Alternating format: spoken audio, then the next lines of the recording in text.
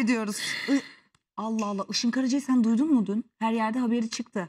Evet. Ya düşünsene, boşanıyorsun, adam boşandığın Bitmiyor. eşin hala borçlarını ödüyorsun. Ve boşandığın eşinle ilgili hırsızlık haberleri çıkıyor, yasaklı madde haberleri çıkıyor. Ve işin kötüsü kızının babası bu. Allah hakikaten kimsenin başına vermesin. Işın Karaca çok güçlü duran bir kadın. Çok kendi hayatında, özel hayatında o kadar güzel bir mutluluğu da yakaladı. Hala borç ödüyormuş. Buyurun işte. Işın nasılsın diye. Günaydın. Gerçekten. Günaydın Işın. Günaydın, günaydın. Geçen hafta bugün sizin yanınızdaydım. Evet özledik, gelsene. Söz vermişsin her cuma geleceğim diye. Ne oldu? Neredesin?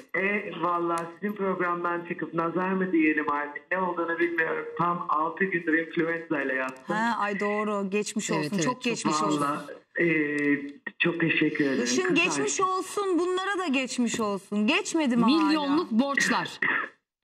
Şimdi hemen söyleyeyim kızlar. Sizin programınızda da söylemiştim. Şimdi Mia evde dolanıyor, bugün okulda yok. Yola çıkacağız biz de birazdan. Çok da fazla konuşmak da istemiyorum. Bilen biliyor zaten. Bunlar böyle tekrar ısıtılıp konulan haberlerden çok sıkıldım bu biz. 6 sene önce boşanma anlaşmamda ben neyim var neyim yok kızımın velayetini almak için, hani bazı erkekler nafaka verir de onu verir de boşanma anlaşması olur ya, bu sefer bunu bir kadın yaptı.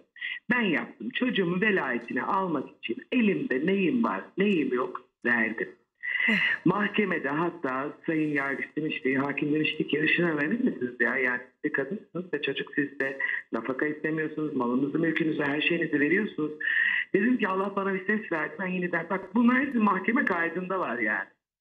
Ben aslan gibi yeniden çalışırım, yine yaparım. Nitekim boşanırken ben bütün bunları yaptım mı? Yaptım. Bitti mi? Bitti. Ya da bitti zannettik. Meğersem bu haberleri tekrar ısıtıp önümüze koymak da çok çirkin, çünkü artık 7,5 yaşında artık okuyor bu haberleri de, gazeteleri de giriyor ve görüyor ve bu çocuğa da yazık. Ben çok kızımı korumak adına neler yapıyorum, hani böyle haberlerin çıkması da son derece. Bu haber eski bir haber mi? Yani bu haber zaten bu kadar bir para verdim zaten. Ya sen boşanmak için para verdin. Velayet sende, nafaka, her şeyi verdin sen zaten. Tabii, peki bu borç ne? Şöyle söyleyeyim. Mahkemede en son şöyle bir cümle kurulmuştu. Benim şirketimin vergi borçları da var denilmişti bana. Tamam yahu dedim, onları da üstleniyorum dedim. Ya yeter ki git. Allah. Ne acayip işler ya. Normalde bunu erkekler yapar. Erkekler de işte en azından hani söyler ama yapmıyor. Benim bir vergi borcum yok. Benim kimseye borcum yok. Ben Allah'ın bana verdiği sesle herkesten daha çok sahneme çıkıyorum. Senin şu an ödediğin herhangi bir borç var mı eski eşinin? Sanıyorum bir tek şey kaldı. Tuğrul beni yaptı, doğru yanlış söylüyorsam. Bir vergi borcundan bir şey mi kalmıştı? Ufak bir şey mi? 3-5 bir şey kaldı, onu ödeyecek. Onu da işte bu vergi tasarısından af görerek o zaman yapmıştım. Sanıyorum bir taksidimine kaldı. Onu yani şu an tek taksidi vergi borcunun kaldı. Eski eşinin vergi borcunu ödemen kaldı. Evet. Böyle 1 milyon TL gibi bir rakam şu an için yok. Yavrum ben zaten ödedim diyorsun. Ödedik, bitti. O bitti. Ya Işın Hanım şu da ne kadar kötü, bak diyor ki Tuğrul, yanlışsam beni düzelt. Yani Tuğrul dediği kişi şu andaki kocası. Eşi. Bunu kim kabul eder? Bu nasıl bir huzursuzluk yaratır? Allah'tan sen gerçekten peygamber sabırlı bir adama denk gelmişsin ki senin de elinde bir şey yok bu arada. Ne yapacaksın yani? Sen de ne kadar güçlü bir kadınsın Işın. Hakikaten yani herkesin yapabileceği şeyler değil bunlar. Çocuğunun velayetini alıyorsun. Velayet sende. Bir de adamın bütün borçlarını ödüyorsun. Bu ne rezalettir Mia ya. için ya. Olmaz Mia yani. Şöyle oluyorsun çünkü bir zaman sonra Ececiğim. Diyorsun ki kendi kendine benim bir çocuğum var. Yeter ki. Ben savaşmakla yükümlüyüm. Çünkü biliyorsunuz ilk mahkemede bizi hakim boşamadı. Anlaşmalı boşanma olduğu halde kim akıl vermişse ona o arada. Sonra biliyorsunuz 1,5 ay sonra tekrar davayı açtım. Başka bir anlaşmalı boşanmayla. Meğer derdi paraymış o zaman. Benim hayatım boyunca çalışıp etmek dedim. Ben bir de biliyorsunuz ben tek değilim. Benim kocaman bir ailem var. Sizin de var. Bakmakla Benim bir yükümlü annem var olduğun başımda. insanlar Allah var. başımdan eksik etmesin. Amin. Oğlum var. Benim kardeşlerim var. Bir aile şirketiyiz. Ben tek başıma hareket de etmiyorum. Ama ben dedim ki artık yaka silkti. Ben bu hayata ben artık mutsuz olmak istemiyorum. Çocuğumun artık bunları görmesini istemiyorum. Böyle bir ortamda büyümesini istemiyorum diyerek biliyorsunuz ki ben çok büyük savaşlar verdim. 4 yıl süren bir hukuk mücadelesinin sonunda Soyadını verdin kızına.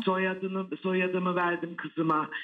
Biliyorsunuz ki bugünkü günde bahsedilen şahıs bu ülkeye geri bile gelse ne yazık ki Mia'yı 18 yaşına kadar göremiyor. Bunu ben yapmadım. Bu benim yaptırımım değil. Tamamıyla kendi yaşantısından ötürü Verilen bir karar. Olması gereken bir karar. Yani şimdi kimse kusura bakmasın. Ben hayatım boyunca başıma eğmedim. Eğmeyeceğim de. Başkasının hatalarını ben ödemeyeceğim. Maddi olarak ödemiş olabilirim. Senin eğecek bir Ama durumun ben yok zaten. Işıl. asla bir eğecek hiçbir kadının haysiyeti, namusu ve onuruyla duran hiçbir kadının ruhunu şeytana satmamış hiçbir kadın başına eğmeyecek şu yeryüzünde. Eğmiyorum, eğmeyeceğim de. Çünkü ben güçlü müyüm? Güçlülükle bunun alakası yok. Haklarımı biliyorum. Kimse benim çocuklarıma zarar veremez. Vermeye kalkıştığı anda benim tırnakları bir çıkar. Tabii. Bunu anası da olsa bakın. Bakıyorsunuz birebir içinde kavga var. Diyorsunuz ki bu evde bu çocuk mutsuz. Bir mutsuz evi olacağına 2 tane mutlu evi olsun diyorsun. Benim çocuğumun şu an 10 tane mutlu evi var biliyor musun? Ne güzel. Eşimin annesi, babası Allah onlardan razı olsun. Eski eşin bir mektup yazmış. Hayırlı olsun. Diyor Ne ki yazmış? benim güzel kızım hayatımın anlamı sana söz veriyorum. Hayatım boyunca sana bir daha yokluğumu hissettirmeyeceğim. Çok yakında döneceğim. Cezası bir ay sonra bitecek olan Sedat Doğan yasa gereği 6 ayda daha Brezilya'dan ayrılamayacak. Adli kontrol sebebiyle 6 ay boyunca her gün emniyet birimlerine giderek imza verecekmiş. Ama Geri böyle döneceğim demiş geri Mia'ya. döneceğim diyor. Şimdi şunu da söyleyeyim. Ben bu davaları açarken hep ucunu bak ben kötülük asla düşünmem. Sonuç itibariyle ben sadece hukuksal olarak kendimi sağlam almakla yükümlüyüm. Daha doğrusu kızımı sağlam almakla yükümlüyüm. Ben değilim. Bunu ben yaptım. Bu benim hatamdı. Hata olarak nitelendiriyorsak bu benim yaşamımdı. Bunu ben yaşadım. Cezasını, ceremesini ben çektim. Doğru mu? Doğru. Evet. Ama Tabii. Mia hiçbir şekilde hiçbir insanın ceremesini sen şimdi 7,5 yaşında aklı başında olan bir kıza duygusal zekası tavan yapmış, çipli, hayata karşı neyin ne olduğunu bilen, duran, her şeye cevap verebilen, hesap soran bir çocuğa karşısına çıkıp da işte ben geldim gitme lüksüne Diyemezsin. sahip. Türkiye Cumhuriyeti mahkemeleri zaten buna müsaade etmiyor. Ama ben mahkemede şöyle bir kapı da açıp her zaman bıraktım. Bakın tekrarlıyorum. Mahkemede şöyle bir kapı açıp bıraktım. Dedim ki eğer ki bu adam olur ya zemzem suyuyla yıkanır, gelir, tövbe eder. Bu adam tüm psikolojik testlerinden geçer. Bu adam tüm madde bağımlılık testlerinden geçer. 3 sene üst üste tertemiz kalır. Bir iş yapar. Ülkesine vergisini verir. Düzgün bir aile olarak durmaya karar verirse kimse kusura bakmasın, mahkemeler zaten bunun kararını verecektir.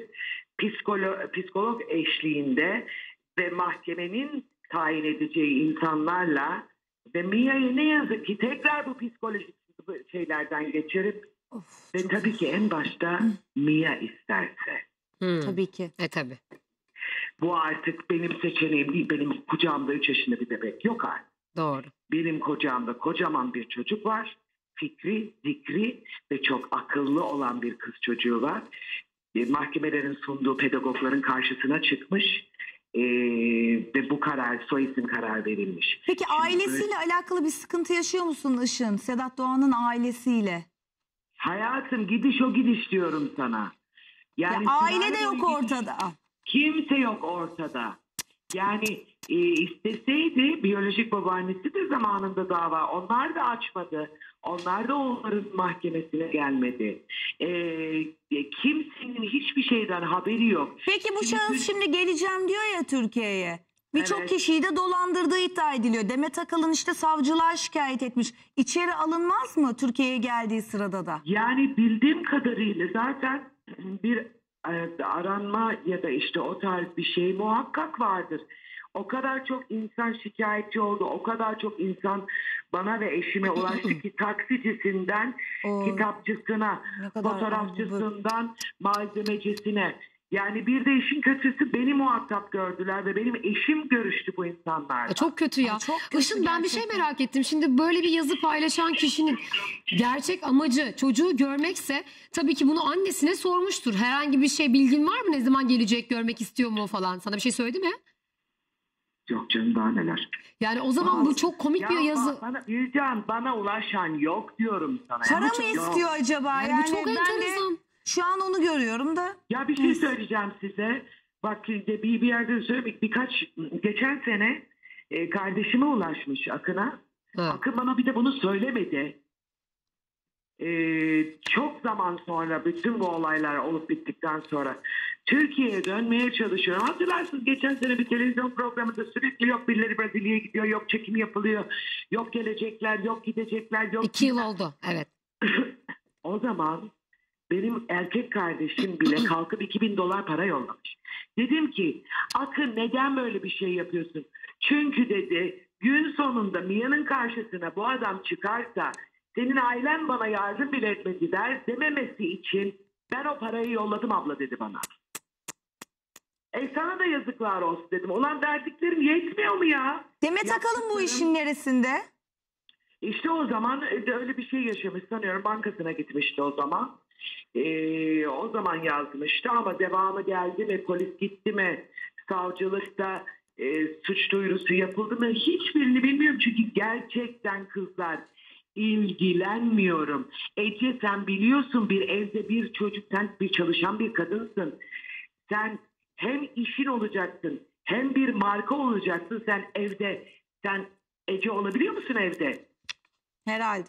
Herhalde değil. Sen annesin evde. Tabii ki. Konu kapanmıştır. Tabii Benim ki. eşim Karaca gibi bir marka gibi olma bir lüksüm yok benim evimde. Ay Işın sen o kadar güçlü bir kadınsın ki hakikaten yani birçok bu konularla ilgili mücadele eden anneye de o kadar güzel dik duruşunla örnek oluyorsun ki. Cesaret Allah de yardımcın veriyorsun. olsun, cesaret de veriyorsun ve Mia'ya çok güzel yani bunu bizim haddimiz değil söylemekte. Öyle güzel analık yapıyorsun ki eşin de pırlanta gibi adam inşallah da bu haberlerden bir an önce kurtulursun yan yana bile adın anılmaz Yani bir temennisini. şey durumu var ona çok istiyorum üzüldüm. yani, Pırlantalarını sattı tatile gitti. Evet öyle bir durum var. Arkadaşlar, ben Yüzüğünü. de önce hatırlıyor musunuz? Heh, Bizim evimiz soyulmuştu. Hatırlıyorsunuz değil mi? çok net hatırlıyorum. Evet. Evet.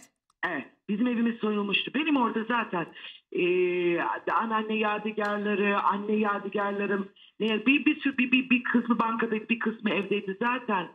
Ben bir de böyle altına pırlantaya tamah eden bir insan değilim.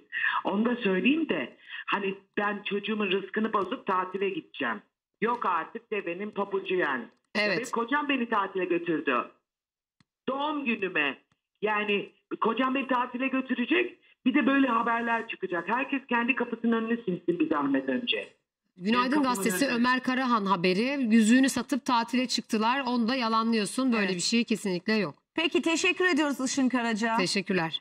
İyi ki bağlandın. İyi ki her şeyi anlattın Bazı açık açık. şeyler açıklık getirmek gerekiyor. Evet. En dürüst haliyle size anlatmak istiyorum. teşekkürler. Ben bu haberlerden çok sıkılıyorum. Tahmin Ben ediyorum.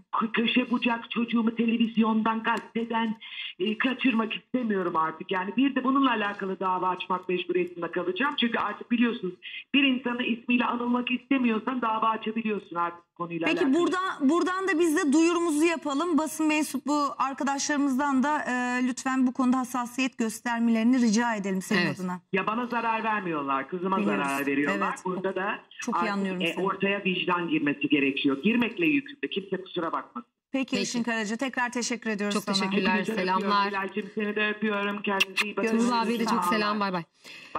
Peki. Ya çok zor şeyler yaşıyor. Bak ama açık açık Yani- Günaydın Gazetesi Ömer Karahan'la haberini yalanladı. Onu da biz söyleyelim. Bu haber doğru değildir diyor. Ve bu çıkan haberlerden de çok sıkıldım diyor artık. Haklı. Çok haklı. Tabii yani. Bir Yani de- şu fotoğraftan bile sıkılmış olabilir. Bilal senden Evet, rica edelim. ya şu zaten fotoğrafı da ya zaten vermeyelim. Mia'nın evde olduğunu, şu an evde dolaşıyor, çok rahat konuşamıyorum diyecek Kıyamam hassasiyette ya. bir kadın. Evet. Yani bu hassasiyeti bir anne olmamama rağmen ben de derinden hissediyorum. O yüzden Işıl'ın bu anneliğine, duruşuna bayılıyorum.